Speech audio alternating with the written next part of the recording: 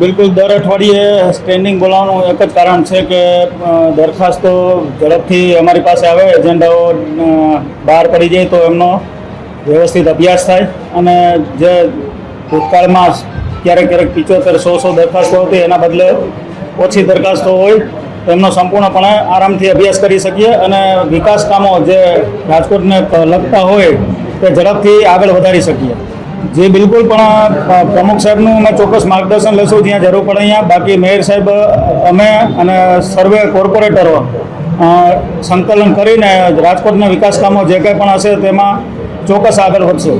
એમાં કમિશનર સાહેબ સાથે કાલ બેઠા હતા, એમાંથી ને દરખાસ્તો સાહેબ પાસેથી મગાવવાની જે મહત્ત્વના કામો છે તે પણ દરખાસ્તો આગામી દિવસોમાં આવશે સ્ટેન્ડિંગમાં. એ સાથે સંકલન કરીને મગાવશું અમે કે આ કામો આપણા હાથ ઉપર લેવા જોઈએ. અઠવાડિયે સ્ટેન્ડિંગ મળવાથી ઝડપથી સ્ટેન્ડિંગમાં દરખાસ્તો જે મંજૂર થાય અને બીજું એક અમે ઠરાવમાં જે સહી કરીને અહીંથી મોકલી છે તેમાં સ્પષ્ટ ઉલ્લેખ કર્યો છે કે કોઈપણ એજન્સીને 30 દિવસમાં વર્ક ઓર્ડર આપી દેવાનો.